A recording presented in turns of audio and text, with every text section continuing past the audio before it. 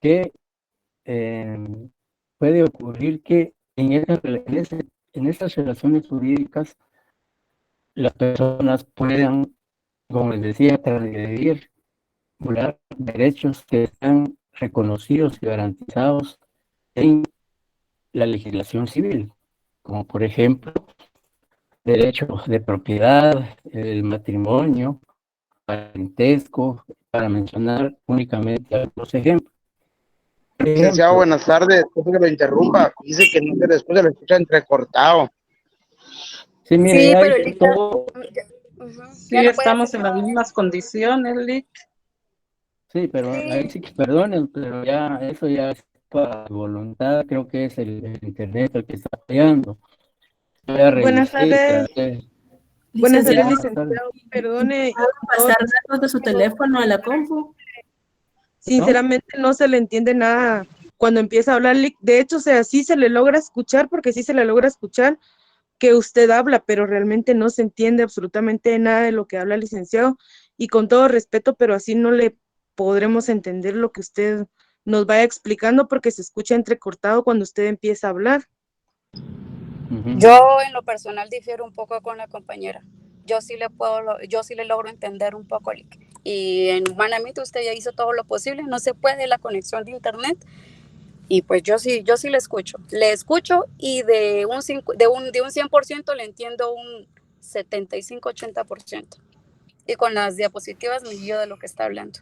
Pasa es Permítame, que permítame un segundo. casi la mayoría no le entendemos, licenciado. Yo creo que nosotros sí nos interesa la clase, la queremos aprender, pero sí no le entendemos de esa manera. Fíjese, disculpe, licenciado. Sí, yo entiendo. Lick, fíjese de que aquí escuchando a los compañeros también hay varios que se les oye entrecortado. Yo pienso que debe de ser una falla de internet general, porque a muchos cuando están va de hablar y hablar y le están diciendo a usted que no se oye, igual a ellos se les oye entrecortado. O sea que no es solo usted, Lick. Bueno, ¿saben qué voy a hacer? Me voy a salir nuevamente y me voy a conectar a ver qué pasa. ¿Está bien? Bueno, bueno, unas, vale. Voy a salirme unos minutos para que esto pueda mejorar. Yo entiendo quizá el malestar de los compañeros, pero realmente no es una situación intencional, sino lastimosamente puede hacer que el internet por estos sectores vaya. Pero voy a tratar me voy a desconectar y revisar, como usted dice, el router, y si no, para ver si hay alguna falla técnica y ver cómo superamos esto. Me voy a salir unos segundos o minutos y luego me conecto. Está bien, Lick.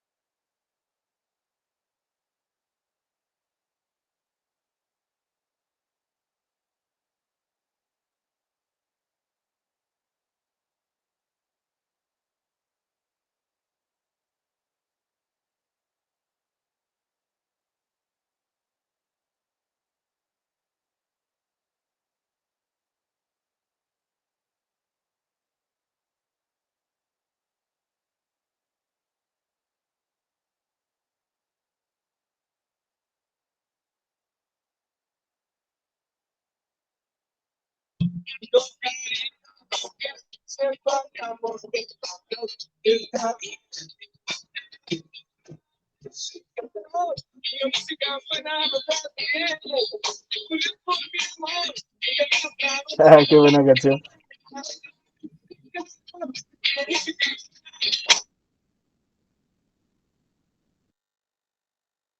Bueno, volumen.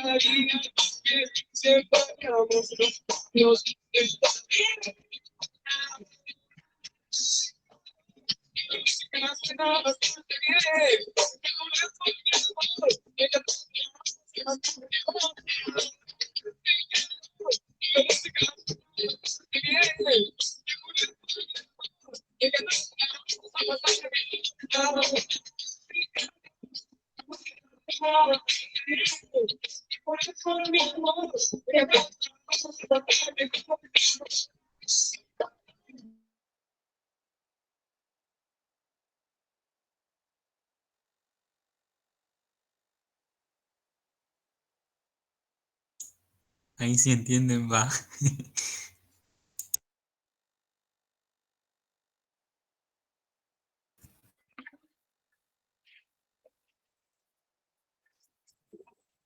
¿Me escuchan, compañeros? Sí, Sí, licenciado. Sí, Bien. licenciado. Bueno, vamos a Sí, tratar de, licenciado. digamos, Javier me va a hacer favor de proyectar las imágenes y yo solo voy a concretarme a abordar los temas que están en la presentación. Posiblemente eso nos ayude a que no esté recargado mucho el Internet en este sector. Bien, en lo que Javier les que proyecta la presentación, estábamos abordando lo relativo a la vinculación o conexión que se produce entre el derecho procesal penal y el derecho civil. Y decía que, digamos, en esa relación jurídica que se gesta entre los particulares, puede darse el caso que se vulneren, se transgredan derechos, digamos, reconocidos en la legislación civil, como por ejemplo la propiedad, el matrimonio, los alimentos, el parentesco, etcétera, etcétera. De manera que si una persona incurre en la comisión de un hecho delictivo, vulnerando, digamos, derechos contenidos en la legislación civil o en el Código Civil, pues obviamente esta persona va a ser sometida a un proceso penal en virtud de haber transgredido un derecho reconocido en la legislación civil, por ejemplo, la propiedad. La Constitución Política de la República de Guatemala garantiza el derecho de propiedad privada. Y me gustaría que Darlene Duque me ubicara en la Constitución de la República el artículo que se refiere a que esta ley suprema garantice el derecho de propiedad privada. Buenas tardes, licenciado. Me encantaría Buenas. poder apoyarlo, pero estoy como a 5 minutos de mi casa. Todavía voy en el tráfico, le muestro. Bueno, no se preocupe, no se preocupe. Sí, No, ahora, con muchísimo gusto, Lic. muchas gracias. Henry Vinicio, el artículo de la Constitución que regula la propiedad privada o garantiza ese derecho fundamental de la persona. Dulce Joana, levantada la mano, dígame.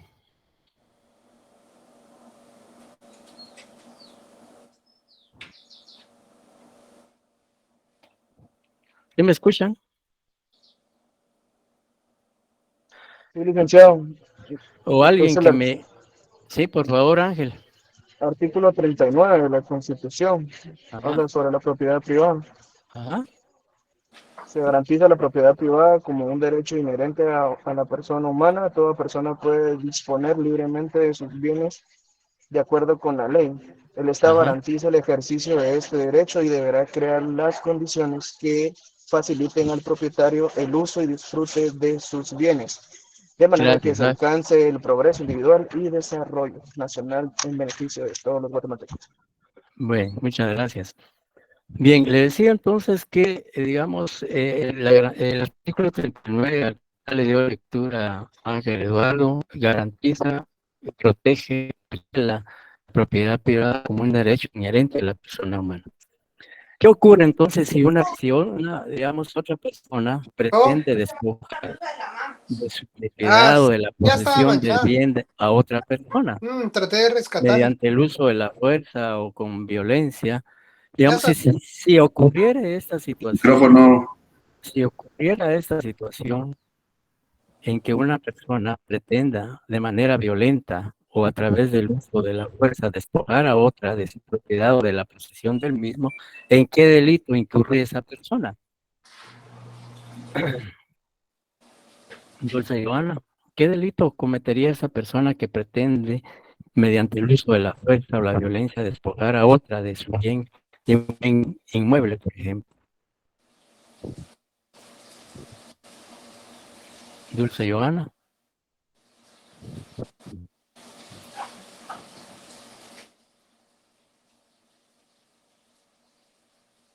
José Eduardo Flores. Usurpación, robo. Sí, usurpación, correcto. Dígame qué artículo del Código Penal regula este delito. O alguien que me ubique el artículo en el Código Penal que se refiere al delito de usurpación.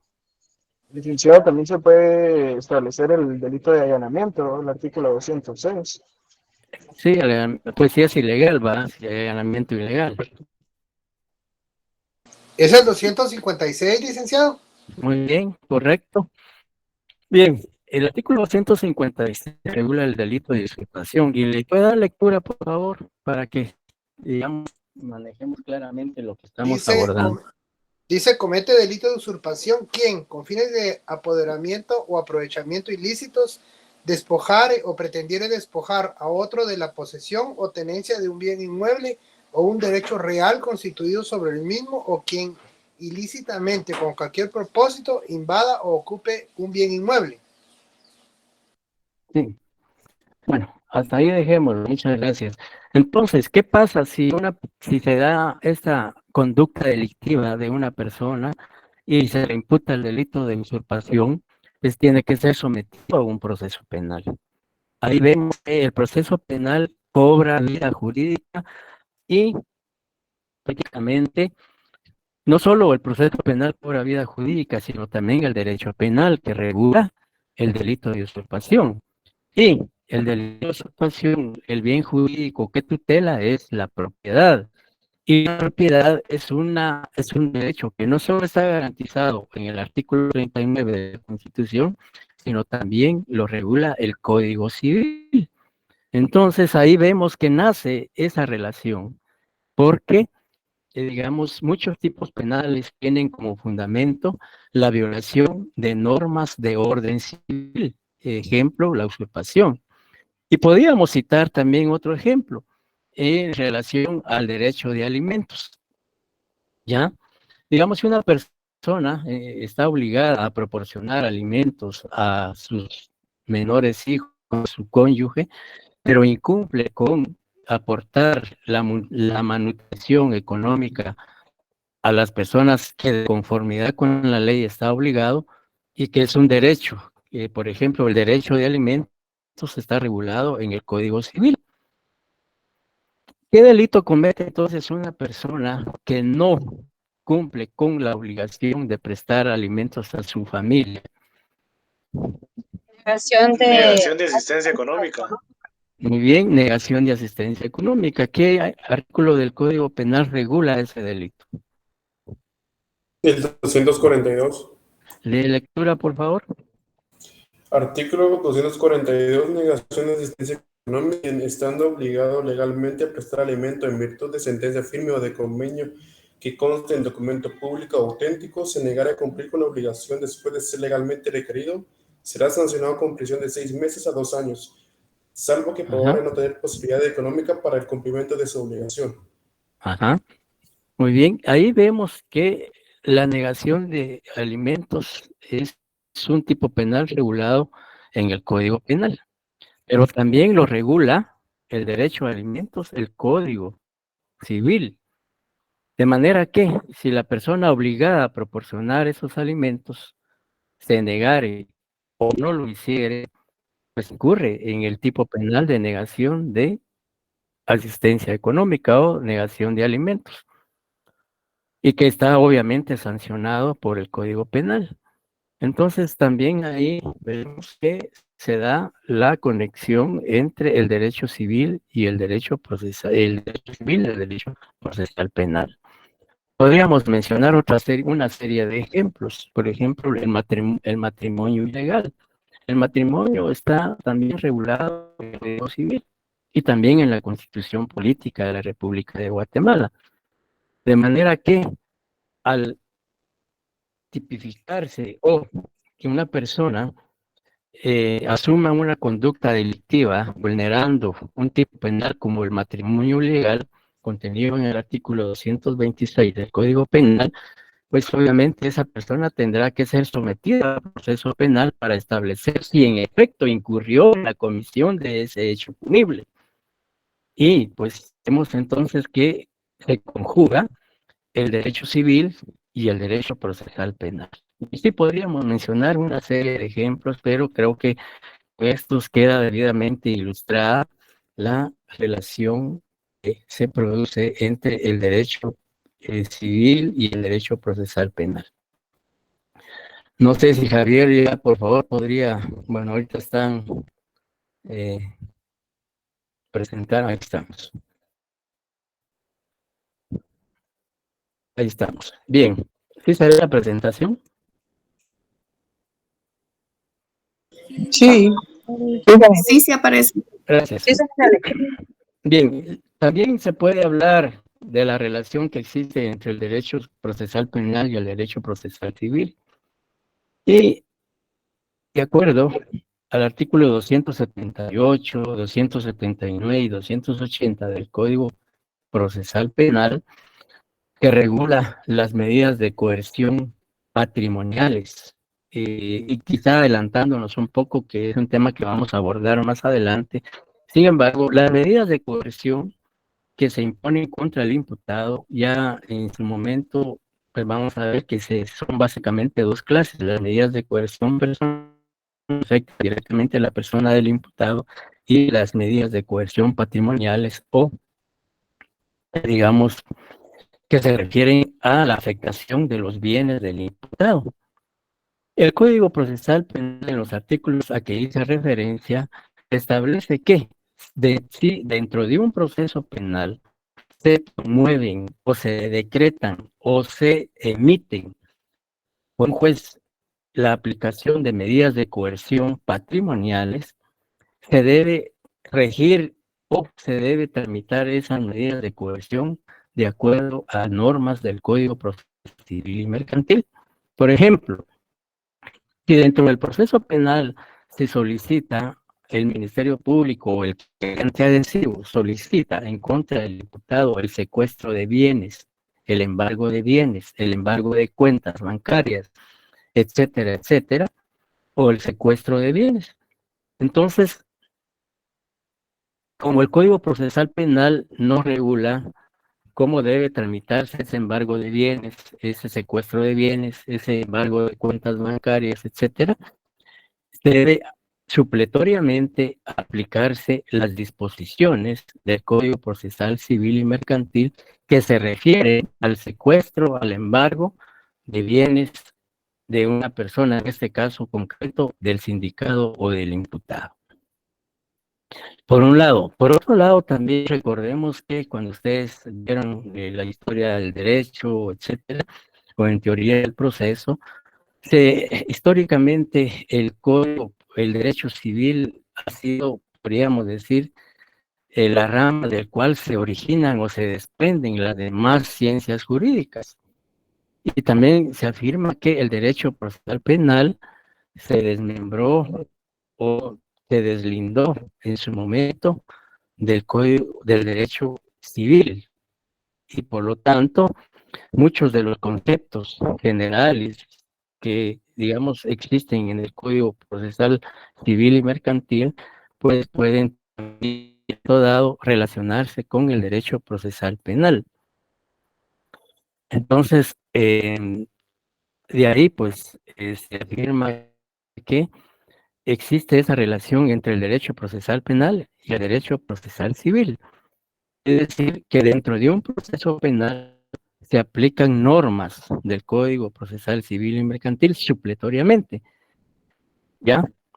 Y porque también así lo puede disponer expresamente, como ocurre en el artículo 278 del Código Procesal Penal, que establece que en caso de aplicación de medidas de coerción patrimonial se debe acudir o se debe recurrir a normas establecidas en el Código Procesal Civil y Mercantil.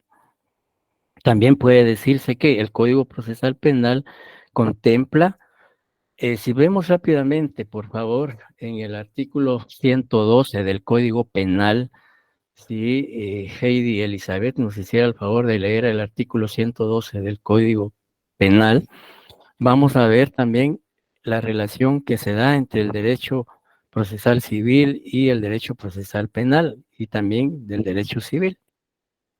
Licenciado, ¿qué artículo dijo? Disculpe. 112 del Código Penal. Código penal. Es que tenía a la mano el Código Procesal Penal. 102. 112.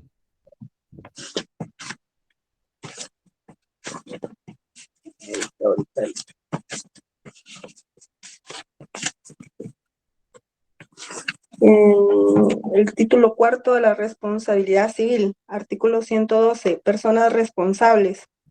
Toda persona responsable penalmente de un delito o falta lo es también civilmente. Ajá, gracias. Entonces, toda persona que comete un hecho delictivo es responsable penalmente, pero al mismo tiempo también es responsable civilmente. Y para poder, por ejemplo, el artículo 121 del Código Procesal Penal, que se refiere a la reparación digna, en este caso, la reparación digna lo que pretende es deducir la responsabilidad penal al imputado por el daño y perjuicio causado a la víctima por la comisión del hecho punible. Y entonces para deducir la responsabilidad penal al imputado o indicado, se acude al procedimiento establecido en el Código Procesal Civil y Mercantil, toda vez que el Código Procesal Penal contempla un procedimiento a seguir en cuanto a la responsabilidad civil.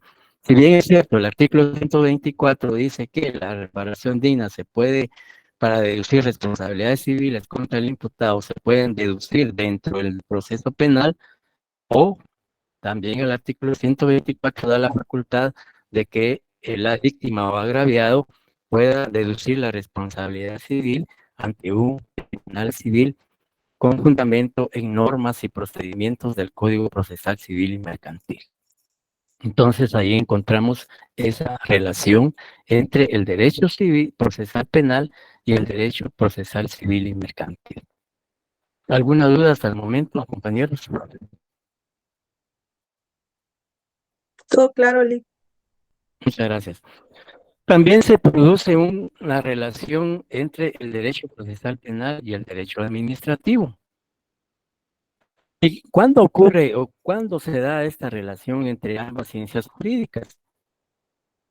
Por ejemplo, podemos decir que se produce esta relación entre ambas disciplinas jurídicas porque todo empleado o funcionario público en el ejercicio de la función o administración pública puede incurrir en la comisión de hechos delictivos. Es decir, que un funcionario o un empleado, el ejercicio de esa administración pública que le ha sido delegada por el Estado o a través de una institución pública, puede ser que en el desarrollo o desenvolvimiento de la función incurra en la comisión de un tipo penal o de delitos. Por ejemplo, un agente de la Policía Nacional puede cometer un delito de abuso de autoridad o puede cometer un incumplimiento de deberes. Pensemos en un alcalde municipal que puede incurrir en un delito de malversación, peculado, etcétera, etcétera, fraude, etcétera. Por supuesto, el alcalde goza de antejuicio y para ser sometido a un proceso penal, previamente hay que agotar las diligencias de antejuicio.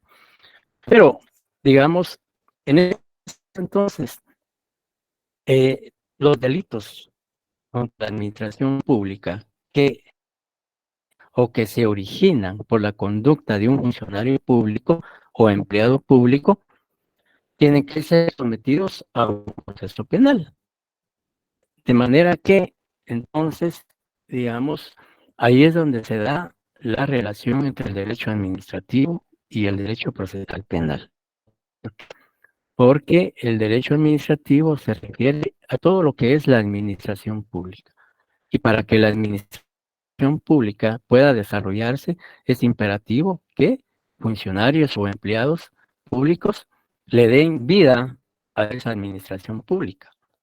Pero, sin el ejercicio de esta función pública, cometen delitos, pues tienen que ser juzgados o sometidos a un proceso penal. Yo como ejemplo, el abuso de autoridad, puede ser también el incumplimiento de deberes, la malversación, el peculado, el fraude, el prevaricato que comete un juez, etcétera, etcétera. Y hoy en día, pues, se han visto algunos ejemplos que se han iniciado procesos penales contra algunos funcionarios públicos porque se estima que han incurrido en la comisión de hechos punibles. Entonces, y por supuesto, si son imputados de un hecho delictivo, tendrán que ser investigados a través del Ministerio Público y juzgados por un juez penal. Entonces, ahí es donde vemos que se da la relación entre ambas jurídicas. En cuanto al derecho tributario, el derecho tributario, básicamente, incluso hay un código tributario. El derecho tributario básicamente regula todo lo relacionado a, digamos, lo relativo a al régimen tributario de un país o de un estado.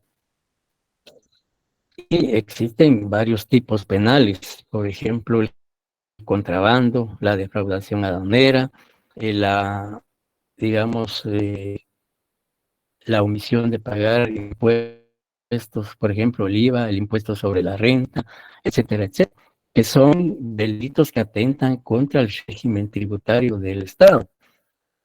De manera que si una persona no cumple con pagar los impuestos, evade el pago de o evade el pago de IVA, evade, digamos, o incurre en contrabando a través de no declarar lícitamente la importación de mercadería, etcétera, pues tiene que ser un proceso penal. En ese sentido, entonces, vemos cómo se gesta esa relación entre, digamos, Jorge Luis y el narcotráfico. Bueno, si un funcionario público se vincula al narcotráfico, pues por supuesto también podría ser sometido a un proceso penal por ese tipo de penal o por ese delito. El Código Penal, en uno de sus capítulos, establece lo relacionado al régimen tributario. Y me gustaría que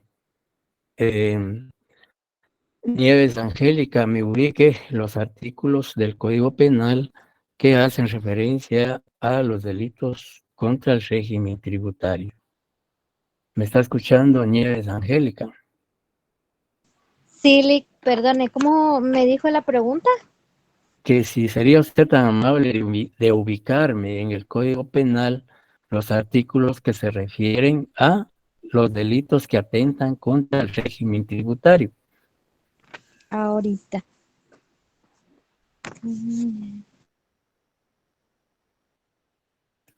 Gustavo Álvarez dice 498.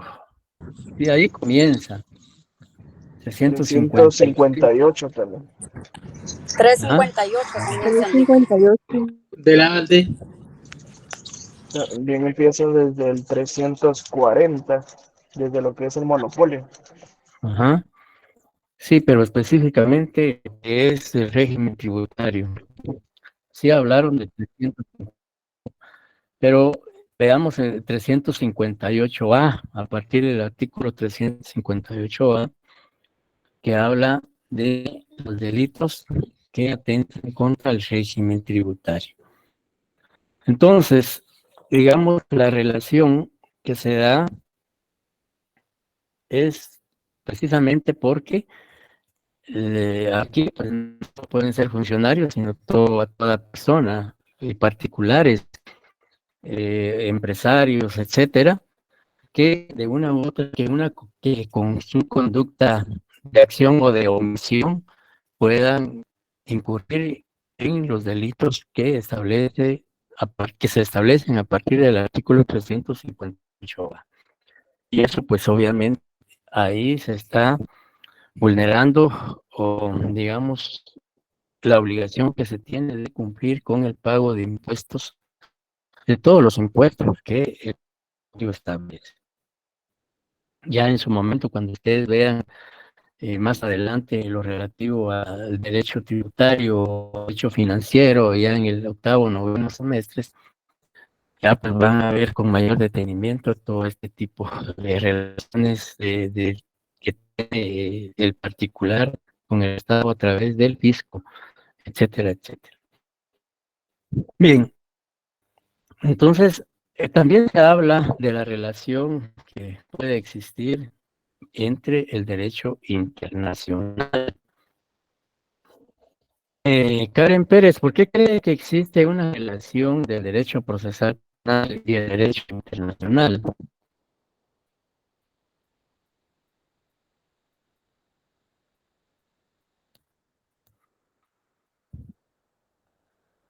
Karen Pérez Moore. Hola, muy buenas tardes, Sí, me está licenciado. escuchando. Es que lo tenía bloqueado, pero sí estaba escuchando y estaba quitándole contraseñas.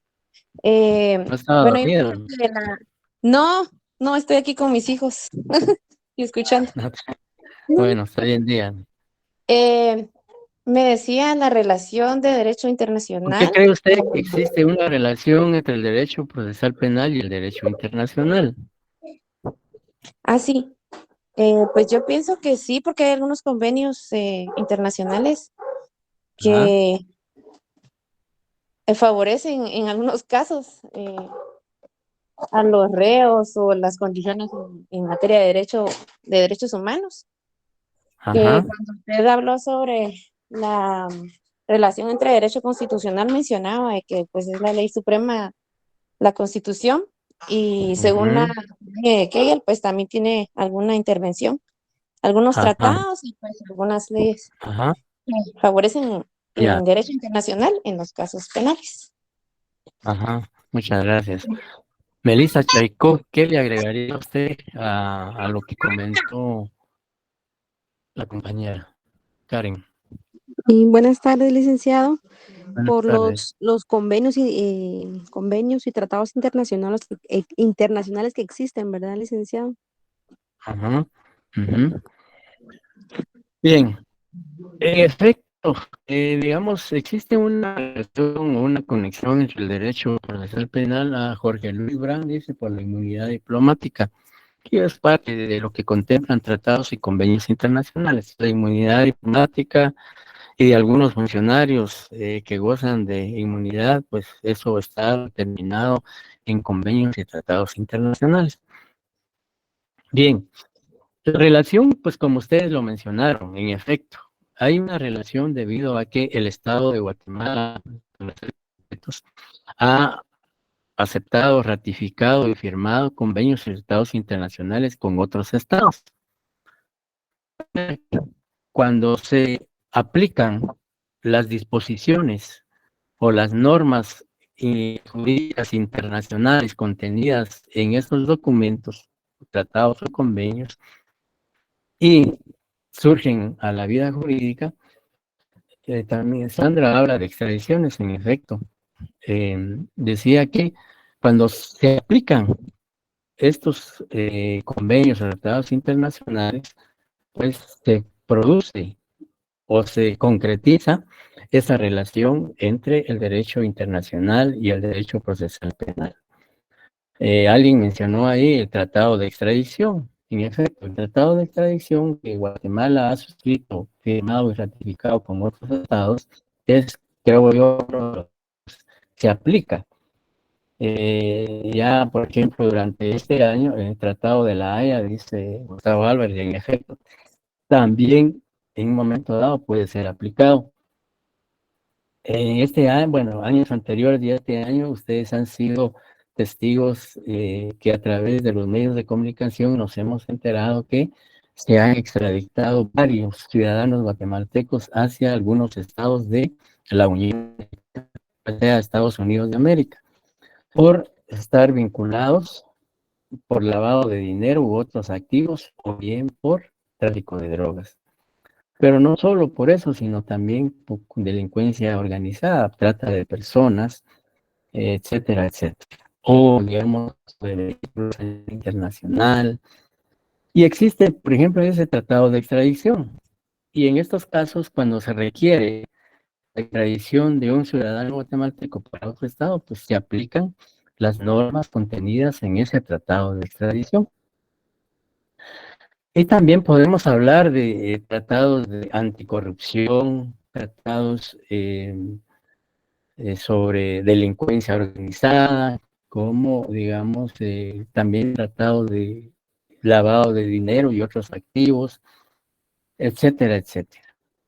Y también, pues, podemos hablar de los ya convenios que hemos hecho referencia, como la Convención Americana sobre Derechos Humanos, la Convención de la Haya, como decía el compañero, la Declaración de Derechos Civiles y Políticos, y hay tantos tratados que existen en materia no solo de derechos humanos, sino también en materia penal.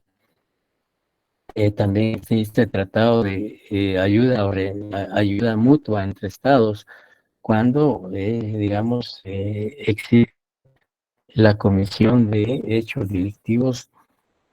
Por ejemplo, últimamente que se ha tenido noticias de pornografía infantil a nivel internacional. Precisamente estos días, no sé si ayer o antes de ayer, fue detenida una persona por pornografía infantil a nivel internacional. Digamos, a través de una investigación internacional, y creo que en Italia fue donde se determinó que en esa, digamos, organización delictiva aparecía un número telefónico de Guatemala. Y pues ya con esa información se hizo la investigación aquí en Guatemala y se determinó quién era la persona y fue detenida y obviamente va a ser extraditada. Posiblemente, o si no, por aquí en Guatemala por ese delito.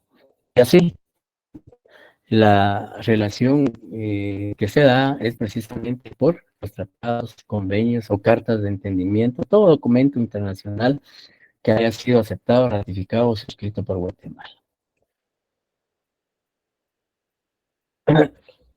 Bien, en cuanto a lo que es el derecho informático, o en algunos pues se le llaman derecho informático, otros el derecho cibernético, otros el derecho tecnológico, etcétera, etcétera. Pero la denominación más usual a nivel de legislaciones es lo relativo al derecho informático. Y hemos incluido aquí el derecho informático porque obviamente es una de las, podemos decir que hoy en día con la incursión o el advenimiento de la tecnología, y que es aplicable, digamos, hoy en día en todas las actividades del ser humano, aunque a algunos nos cuesta, pues, porque llegó tarde a nosotros la tecnología. En cambio a ustedes los jóvenes, pues, aniversario llegó del a una fin hora de la guerra, pero técnicamente idónea, y siguen pues en la conflicto. mayoría Es de decir, ustedes que Corea son del Norte y jóvenes, Corea pues del Sur son diestros no han en el firmado manejo ninguna de la paz. Ese armisticio le dio la posibilidad y de la una tecnología no cierta solo tiene estabilidad, o les diría aplicación que como en en la el época ámbito de académico, sino también tiene aplicación en casi en todos los ámbitos. Y por supuesto, debido pues a que la tecnología a los países y su uso prácticamente ahora es necesario, porque hoy en día pues muchas cosas se manejan a través de la tecnología.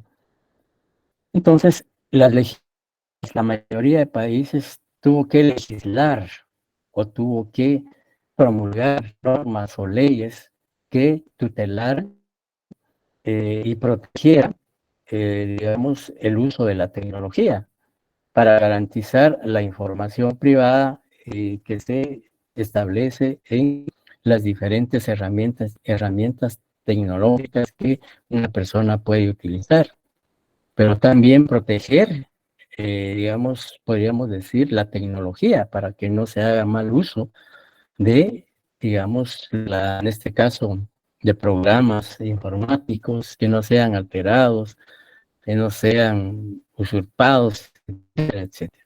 Entonces, Guatemala pues no escapa, así como Jorge Luis dice, el WhatsApp, chat, etcétera, que son privados y que a la hora de que alguien sin autorización tenga acceso a eso, pues en un momento dado puede incurrir en un tipo penal, digamos, que establece la tecnología. Y ¿No está recordemos regulado que esto, licenciado? ahorita íbamos a preguntar eso precisamente. Yo le contesto con una pregunta. Si usted me pudiera ubicar en el código penal los artículos que se refieren a delitos informáticos, por favor. Según tengo aquí, de un segundito. Sería el 274. Vamos a abrir su historia. Muy bien. 274A. Ajá, Sí, exacto. serían esos, ¿verdad? 275 bis, etcétera. Sí, a partir de los 174A al 275 bis. Y sería usted tan amable de leerme por lo menos el artículo 274A. O sea, en el Código Penal, en el capítulo 7º, se habla de delitos informáticos, además de otros.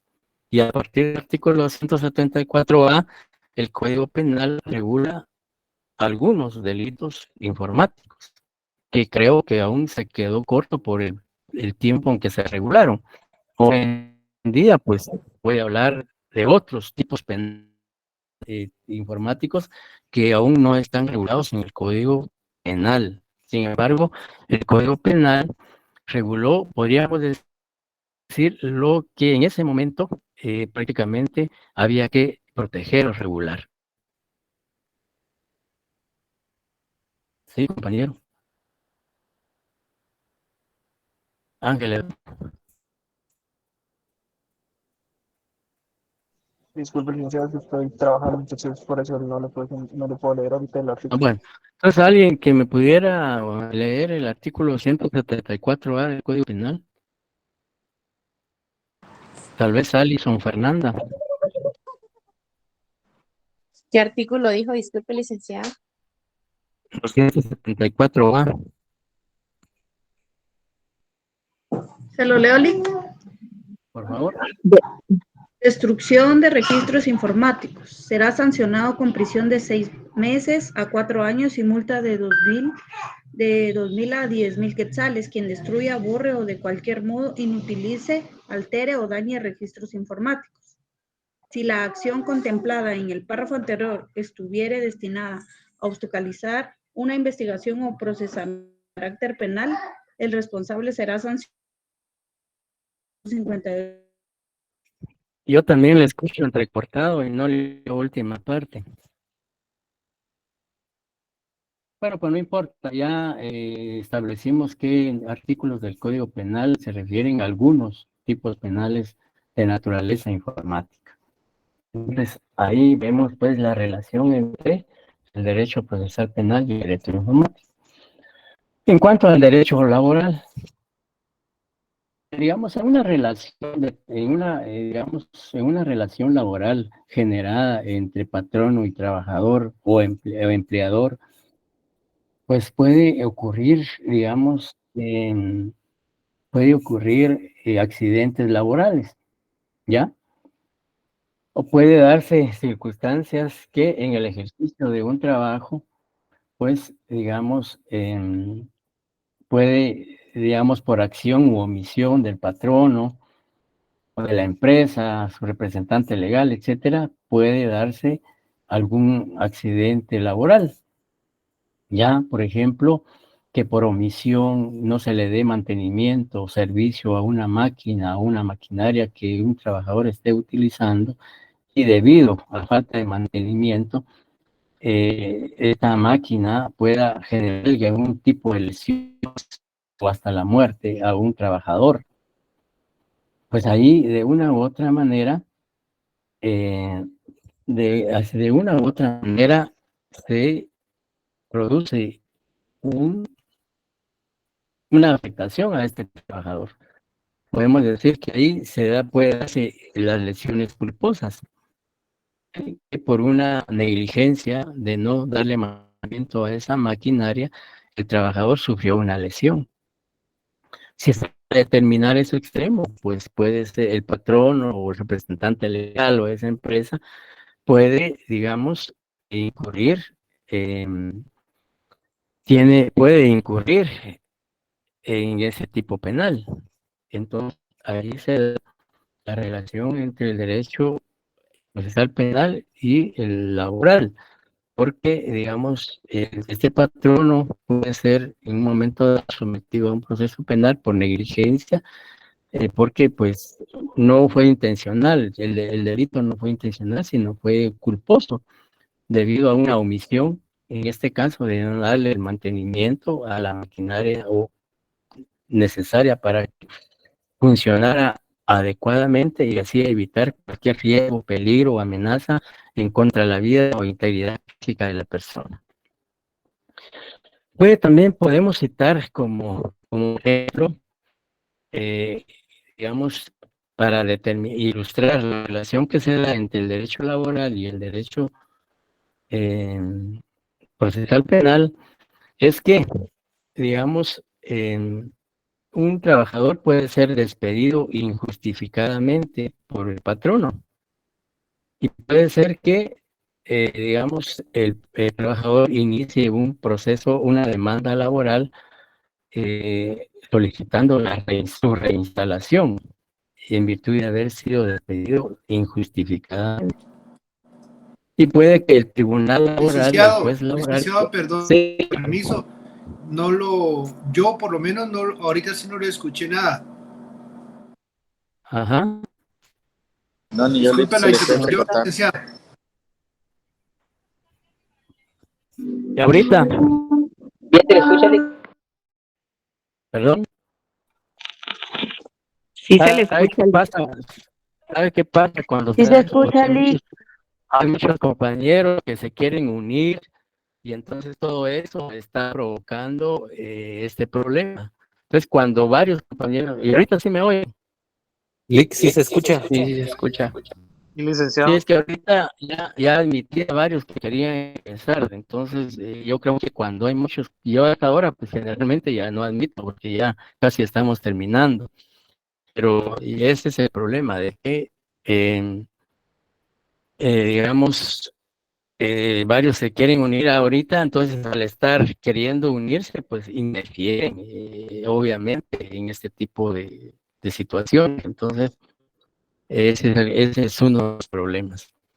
Les decía que la relación entre derecho procesal y laboral también se puede dar porque les decía que un trabajador puede ser despedido injustificadamente y este acude ante un juez laboral pidiendo su reinstalación y el juez ordena la reinstalación, pero el patrono puede ser que niegue a reinstalarlo. Entonces, sí, esa decisión del juez ya está debidamente, digamos, ejecutoriada, que no está pendiente de ningún recurso, pues, y si el patrono insiste en no reinstalar al trabajador desobedeciendo esa orden judicial, pues incurre en el delito de desobediencia. Y al incurrir en delito de desobediencia, el patrono puede ser sometido a un proceso penal, ¿ya? Si alguien me pudiera ubicar el artículo del Código Penal que se refiere al delito de desobediencia, por favor.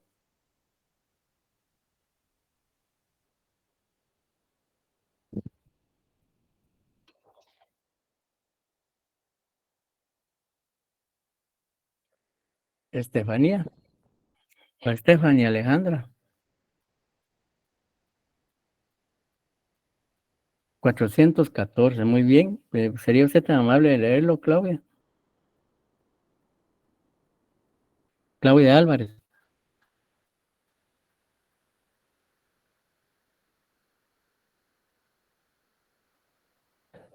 Bien, no tiene micrófono, dice Claudia. Bien, ahí dejémoslo ¿Se para lo ir puedo leyendo. leer, licenciado? Por favor. Artículo 414. Quien desobedeciere abiertamente una orden de un funcionario, autoridad o agente de autoridad dictada en el ejercicio legítimo de sus atribuciones será sancionado con multa de 51,000 quetzales. Muchas gracias. Bien, entonces ahí el patrono incurre en desobediencia y puede ser sujeto a un proceso penal, y ahí pues vemos esa relación entre derecho laboral y derecho procesal penal. Pasemos a la siguiente diapositiva, Javier, por favor.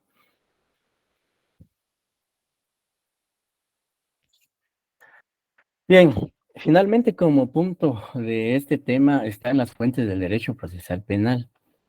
Las fuentes básicas del derecho procesal penal, primero encontramos la ley, luego la jurisprudencia y finalmente la doctrina. La costumbre no es fuente del derecho en Guatemala, quizá en otras legislaciones, pero aquí en Guatemala no. Entonces, ¿y qué debemos entender por ley? Pues desde el punto de vista jurídico, ¿qué es lo que nos interesa? Porque existe la ley de la gravedad, la ley de la naturaleza, la ley del más fuerte, etcétera, etcétera. Pero nos interesa enfocar la ley desde el punto de vista jurídico.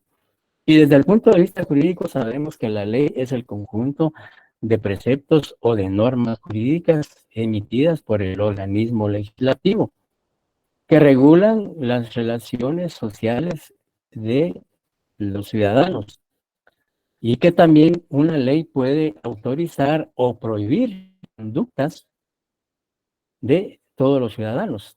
Y sabemos también que la ley es y debe ser de observancia y de, digamos, obligatoria observancia y cumplimiento para todos.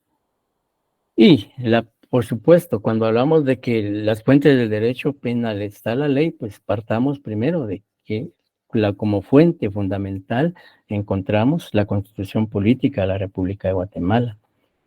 Luego vendrán las leyes de menor jerarquía, leyes como el Código Penal, Código Procesal Penal, la Ley del Orden Judicial, la Ley del Ministerio Público.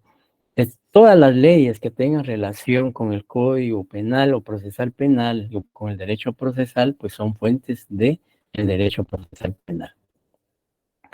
Luego encontramos la jurisprudencia. La jurisprudencia, básicamente, en términos muy generales y concretos, se puede decir que la jurisprudencia es o lo constituye el conjunto de fallos o decisiones judiciales, entiéndase sentencias o autos, dictados por los órganos jurisdiccionales en un mismo sentido.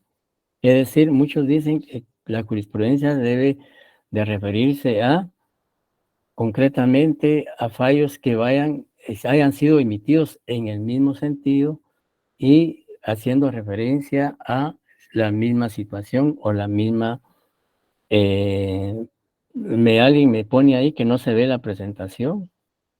¿Se ve, compañero? Sí, se mira, licenciado. Gracias. Se mira. Sí, se Bien, mira. les decía entonces que la jurisprudencia es digamos, también es fuente del derecho procesal penal y sobre todo en los procesos penales. Y la jurisprudencia, pues, no es solo fuente del derecho procesal penal, sino también de otras ramas del derecho, porque una jurisprudencia puede citarse en distintos fallos judiciales, en sentencias penales, civiles, laborales, etcétera, etcétera.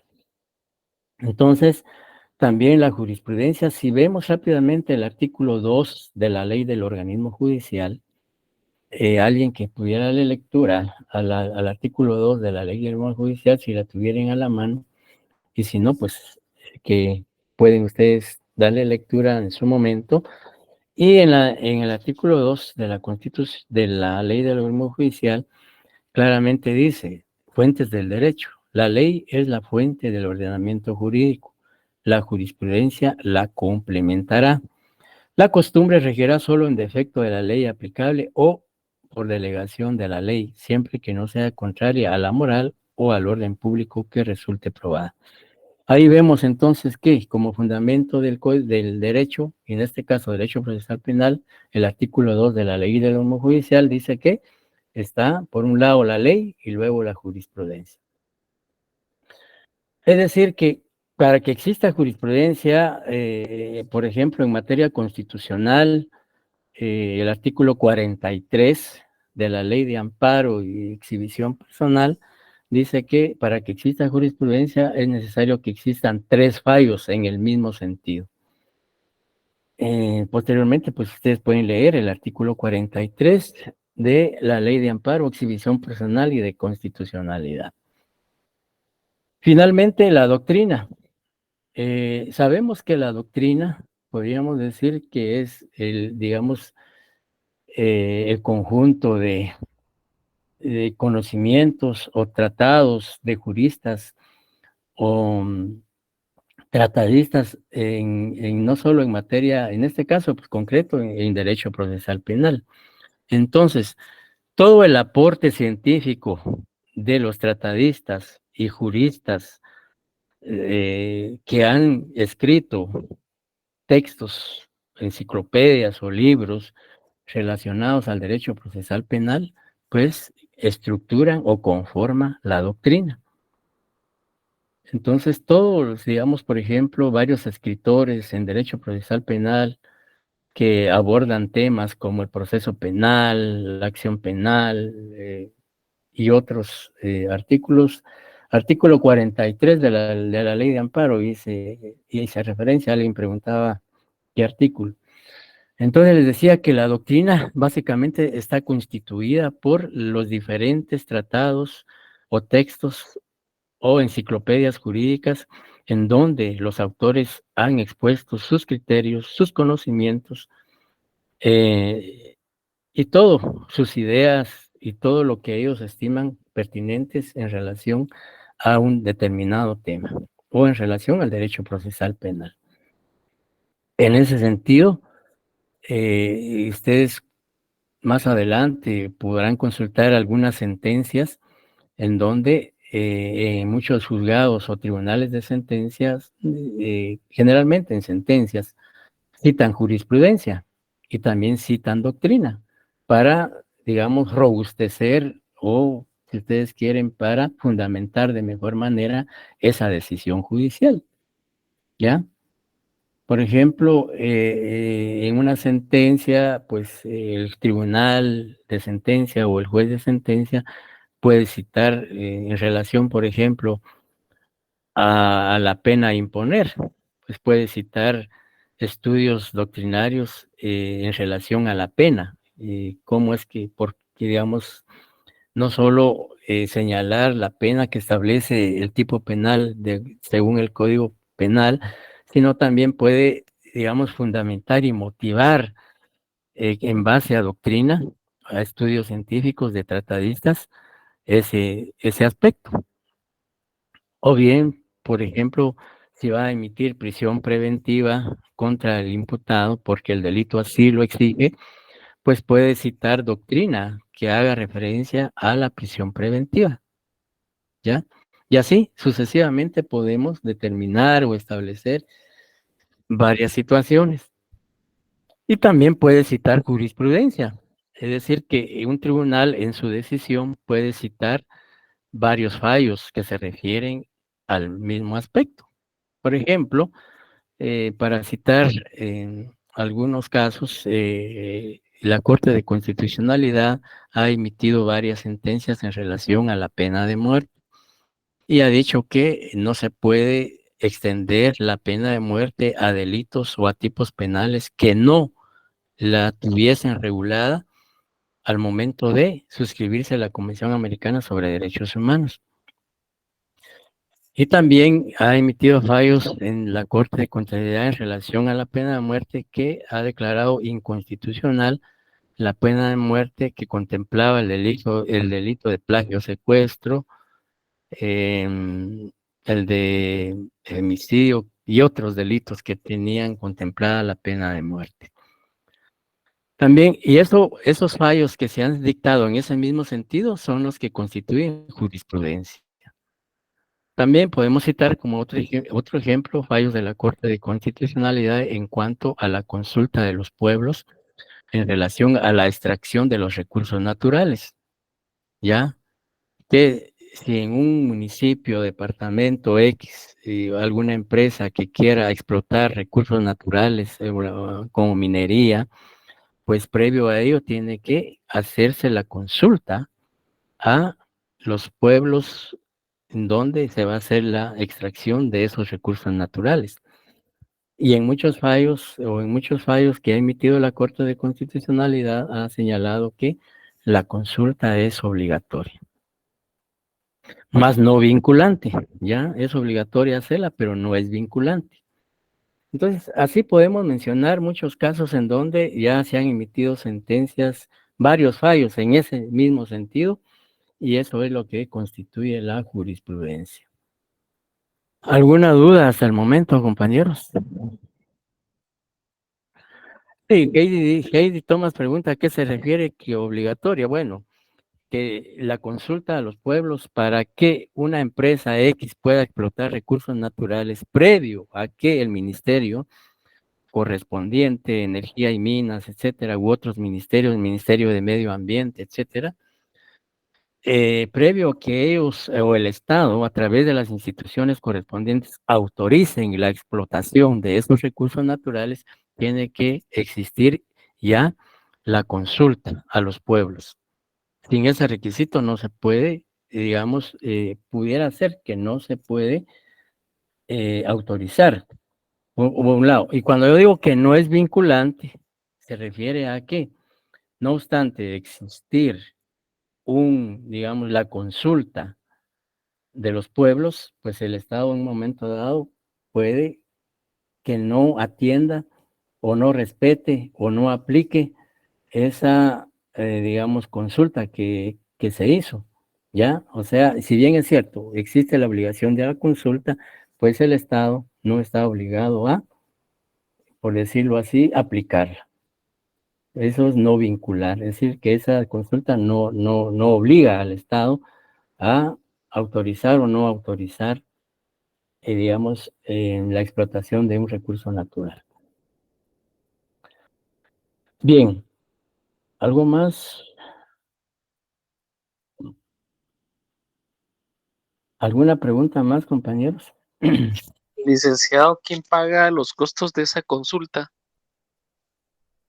Muchas veces lo hace posiblemente la empresa que va a hacer la explotación, ya, y que tiene que ser, por supuesto, fiscalizada por el Estado a través de las instituciones correspondientes. Por ejemplo, para autorizar la explotación de un proyecto X, primero pues tiene que haber un estudio de impacto ambiental, por un lado.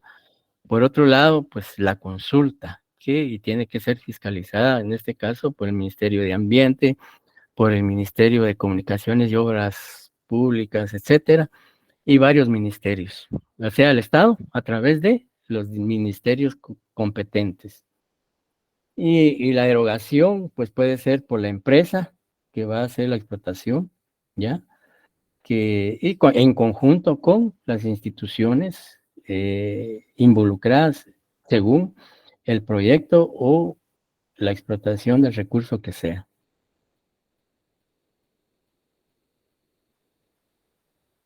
¿Estamos, compañeros? Sí, todo claro. Sí, licenciado. Bien. Sí me lograron escuchar, ¿verdad? Sí, licenciado. Sí,